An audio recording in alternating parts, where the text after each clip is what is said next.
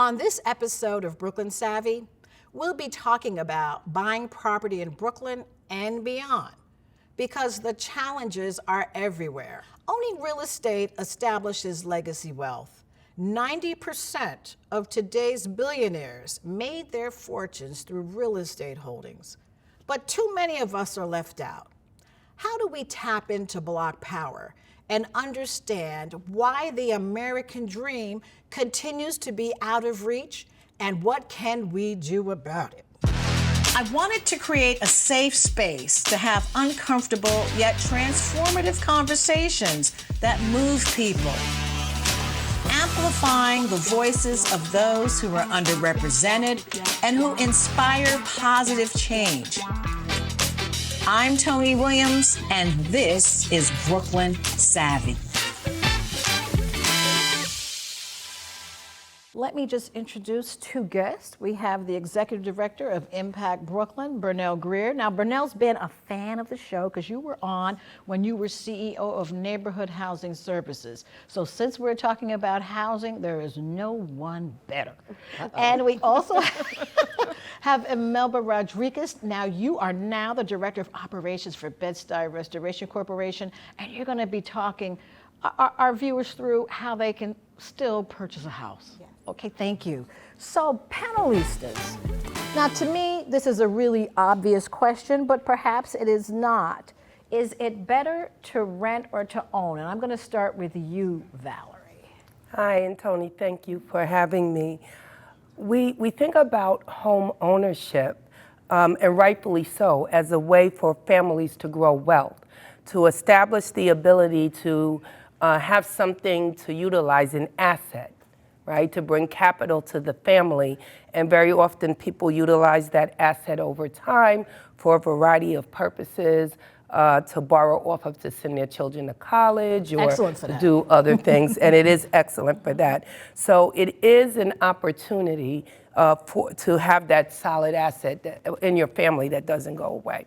Whether or not it's better to rent or own actually also depends upon the circumstances of the family and actually what type of asset one is buying. And we are here in New York City, and I know we'll talk a little bit about this, Bernell. There are things like limited equity ownership, which really doesn't transfer that wealth if it's not put together properly. And I know, my organization, we finance a number of them as well. So we really have to ensure that the public, particularly people of color, particularly Black people, Black homeownership was eradicated during the mortgage crisis, and it has not recovered, and it continues to be the least part of assets for Black folks. So we have to be sure that folks are fully educated on what it is they're buying and be able to have the right property for their family. Phyllis, what do you think?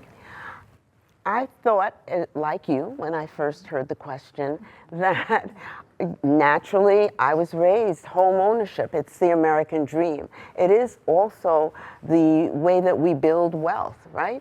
However, I recognize that there's some people that aren't ready to invest, to take on the responsibility of a home. I realize that some lifestyles, people that are in different, they travel a lot, maybe they're not in a home, an apartment and rental works for them. So what seems like the natural answer from an investment part and from any of my parents, you need to own your own home. When you start looking at different lifestyles, you recognize that it may not be the right thing for everyone. And that's true, because there is always the stock market. I mean, if you want to diversify your investments. So, Bernell, talk to us about your work with Impacct Brooklyn. Well, at Impacct Brooklyn, we are a comprehensive community development corporation. And with that, when you talk about home ownership, we are, under the state of New York, a HUD certified counseling agency. We have HUD counselors on staff, and they actually help overall making the decision about whether or not you should be a homeowner or not. So we feel that there's success if after you take our classes, if you decide, it's not time, as well as feeling it's a success when we can get someone to be able to buy a home, which right now in Brooklyn for the target, when we look at, talk about low, moderate income families, so people, a family of 4 that's making under like $112,000 a year would be considered to be 80% of area median income, and being able to qualify for certain programs.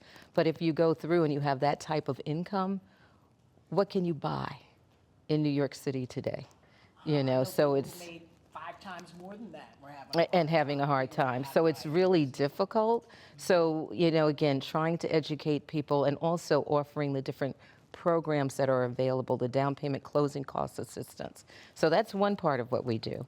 But we also are affordable housing developers. We own, in some way, shape, or form, over 1,000 units of housing throughout central Brooklyn. So we are owners. We have third-party property managers. But my goal is to be one of the best property owners in Brooklyn. So right now, one of the challenges is really having the stock that we've had as housing, affordable housing for years, and that stock aging, needs to right? be improved. It's aging. So not only are we building new things, but we have to take care of the old. And then we also have supportive housing. So for, again, largely for adults that are living with some mental disability or health issue, and being able to have support services right there where they live to be able to help out. You're not really in it for the money per se. We're not absolutely not, absolutely not. And it's so, a lot of times people say, well, Bernell, you're doing so much, with so little, and we do so much with so little. We also, and we were actually born, we're celebrating our 60th anniversary this year, but we started out as community organizing, and we continue to do that. So when people are facing eviction, we teach them how to fight their landlord and to be able to create tenant associations. So we do all of this work. I remember when I reached out to you all because my son paid a security deposit and the guy just stole it. Yes. Can you believe Just stole it outright? Well, there was not a lot that could be done by that, but he learned. How's that? Yes, It was an yes. expensive lesson for the both of us. Yeah, but Because I it's helped important. him. But yeah, those things happen. It's important for you to be able to be educated about the process, whether it's renting or owning. Absolutely. Now, Imelba, talk to us about what you see from your experiences as the disparities. For instance, Black home ownership rates in New York State are around 34%, with white home ownership rates being closer to 67%. What's driving the disparity? The disparities come from all, I'm going to say all areas, and it's driving from the people in the community, right? And the people actually, the banks are driving it. There's something I heard earlier, the appraisals, just people not being able to really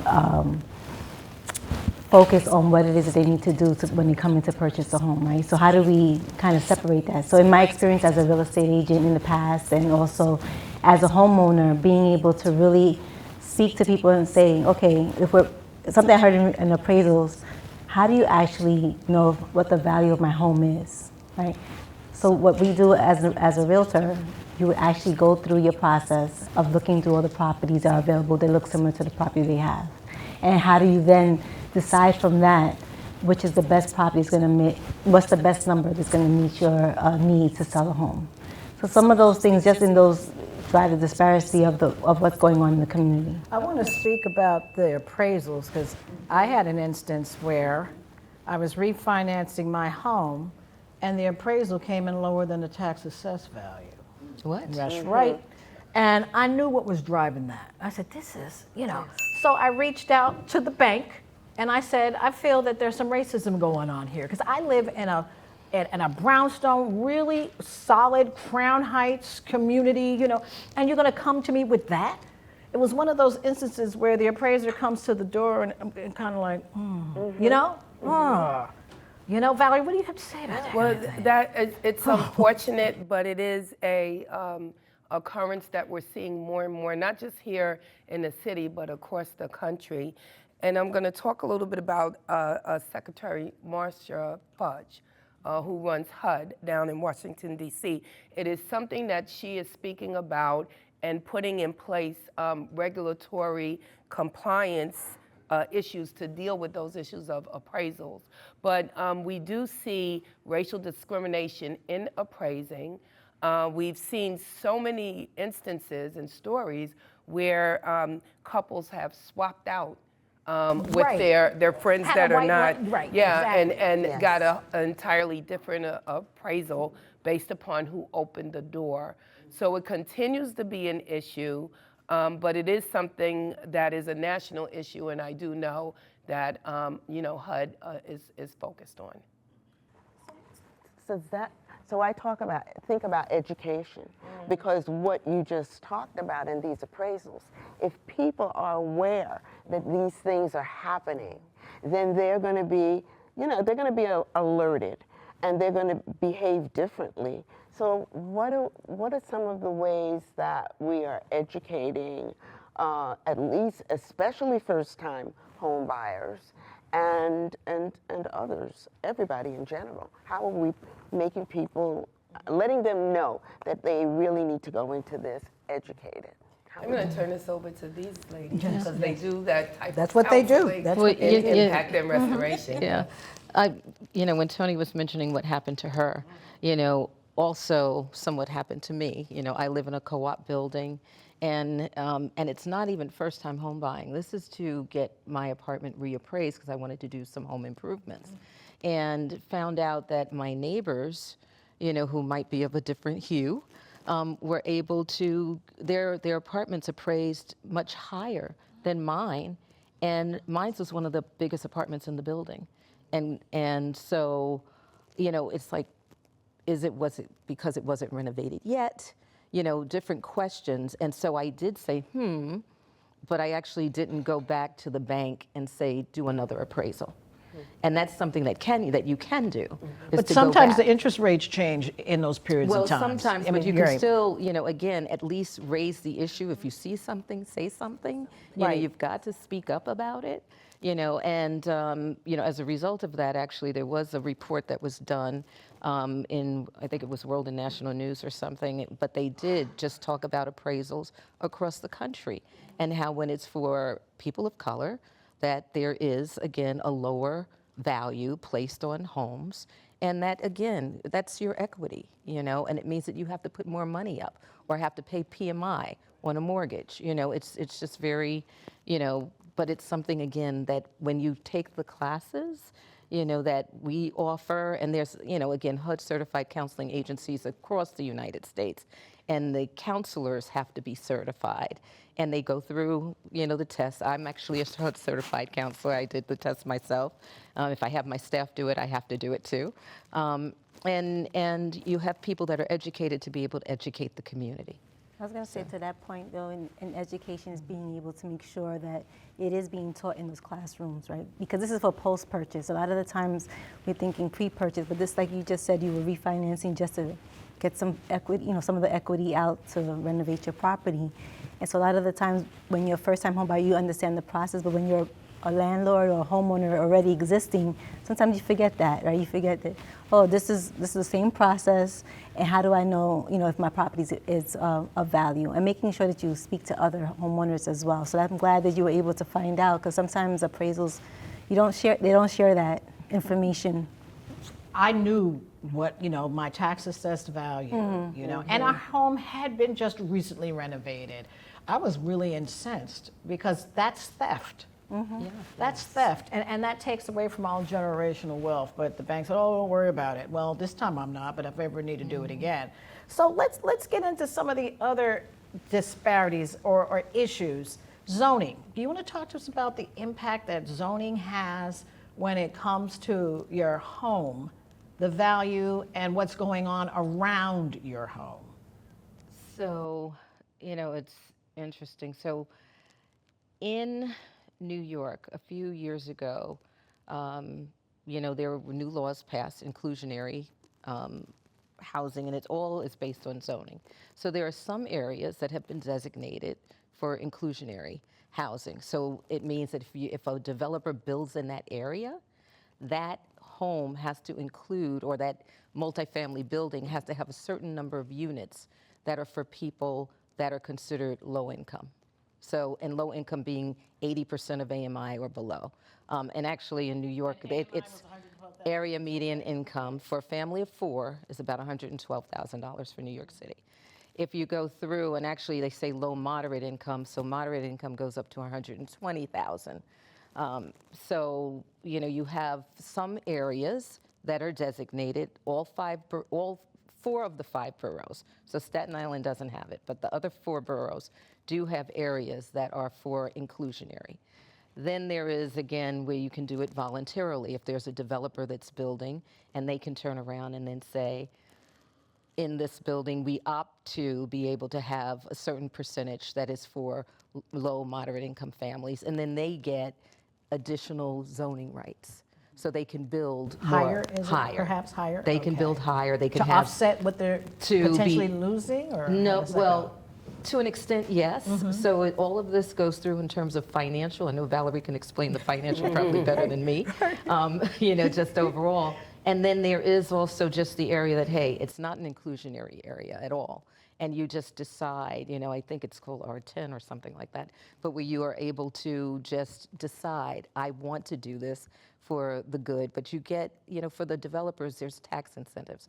We are a nonprofit housing developer. So for us, there are things like the low-income housing tax credit, federal tax credits that in essence help us. And when we are able to have those tax credits, we apply for them, and then after they're syndicated, and we get equity towards our project to be able to build new housing. So all of this has financial layers to be able to get things done.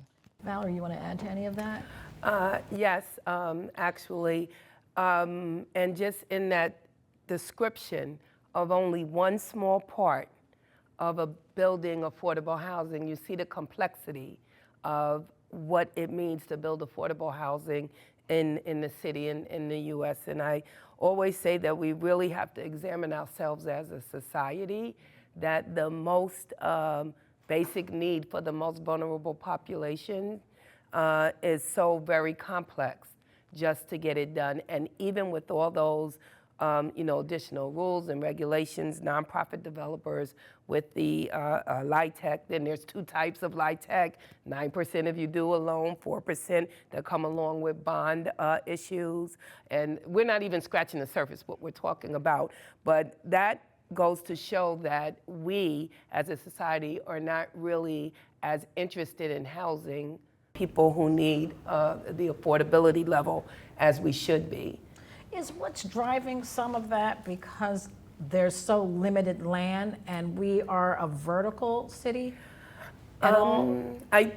Well, the complexity Yeah, 'cause is nationwide, oh, right? it is. Because Okay. many of That's- these things that was kind of happen. my question. But some Yes, of thank you. the zoning issues that Bernell talked about, that does drive the ability to find a way. We don't have an inventory to support the number of people who are in need, our population, which of course we know right in this time, we're dealing with a growth in our population with the need of affordable housing. So the sellings of air rights for zoning is something that allowed for additional units. And I think, Toni, you did hit it on the head, particularly with the tax incentives to go higher.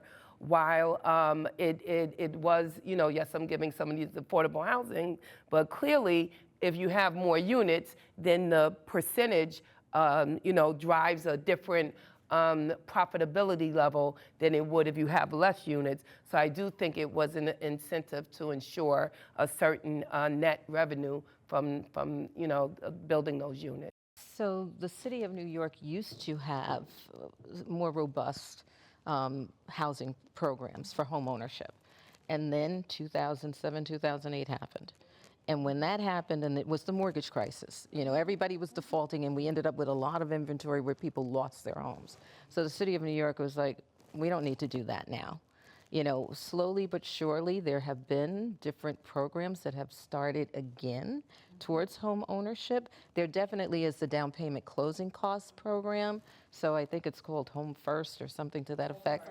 And it's through HPD, and you can get, I think it's up to 120,000 towards the purchase of your home. It again is income limited. And so, you have that program.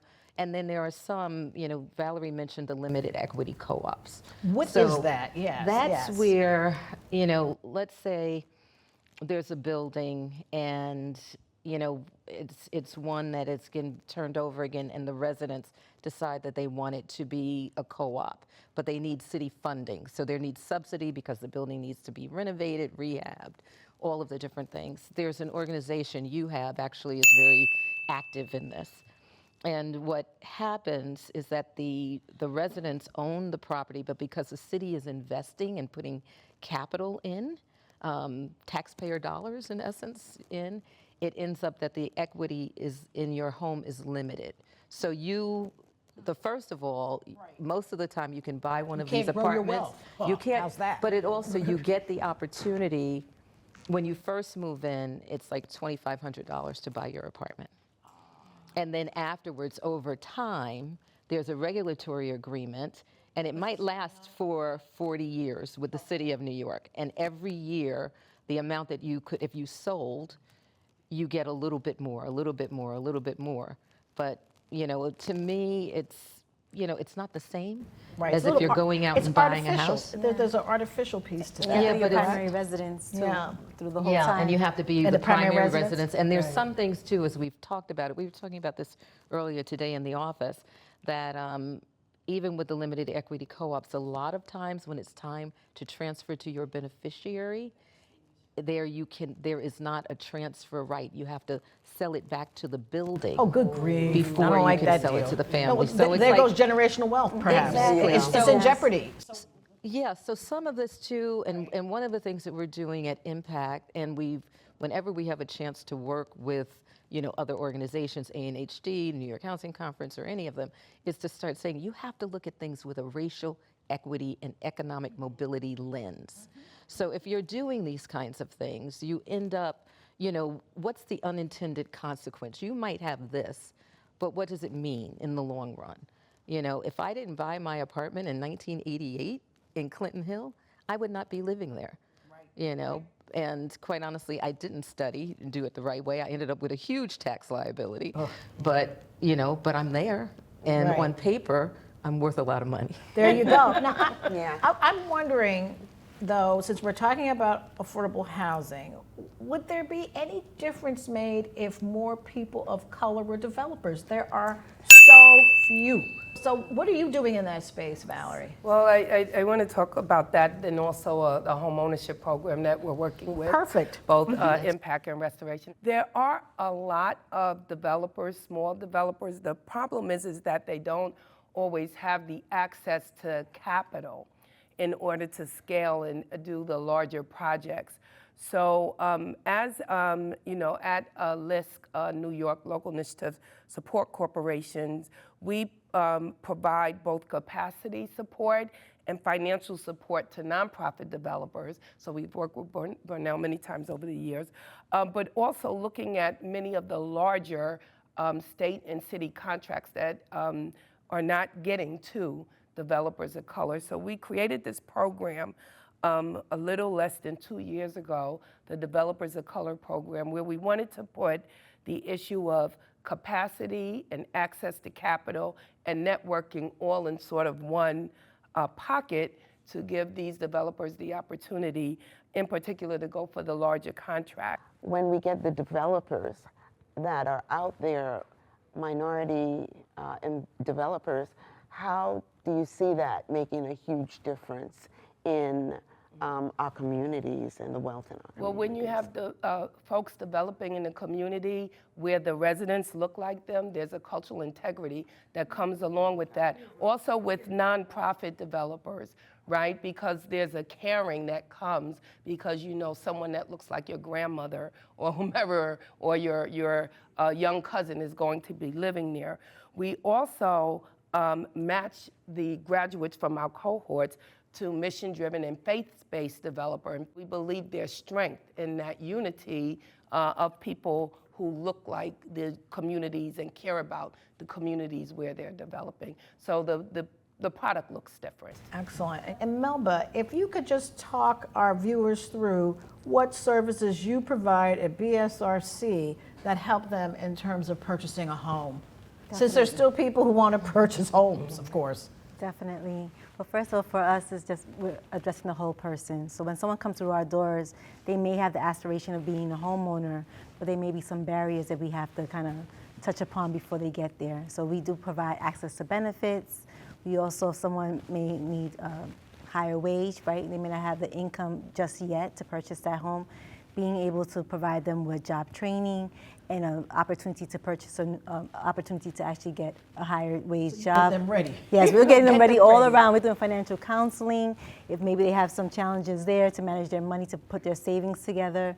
We also work with them with their tax preparation as well. So just everything that we can touch to make sure that when you're ready to get that home, you're 100% ready. And we counsel them, obviously, right at the end, making sure that they walk through that process and understand what it means to be a homeowner, not only beforehand, but also after, right? Post-purchase counseling as well, because a lot of the times people may go into pre-purchase and say, okay, this is easy, but then when they're in there, they're like, this is not easy. What is this New York City Homeowners Network that I'm hearing so much about? Well, this is a program that we at List New York are leading, along with two of our partners, the Center for New York City Neighborhoods and Neighborhood Housing Services of New York City.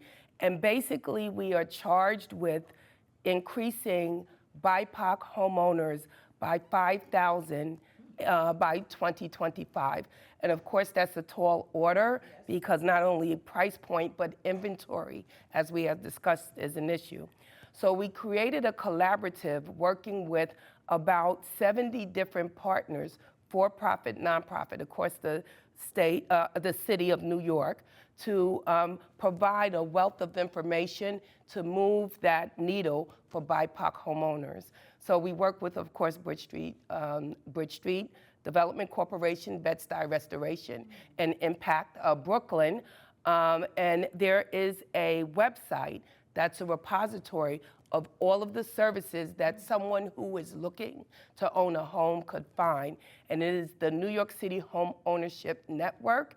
And we ask anyone who is looking to buy a home to go on that website, register to receive information, and then we will make matches based upon their needs with other community organizations across the city who can help them on their homeownership journey. And I need to thank you, Bernell, because you are a community partner. Impact Brooklyn was Brooklyn Savvy's community partner. And that is all the time we have for this episode. I'm hoping that our viewers feel it was as robust as I thought it was. There's always something that comes up that I didn't anticipate that's really good information for you, Brooklyn. So thank you so much, Bernell Grier and Imelba Rodriguez. And thank you, panelistas. And we will see you next time on Brooklyn Savvy.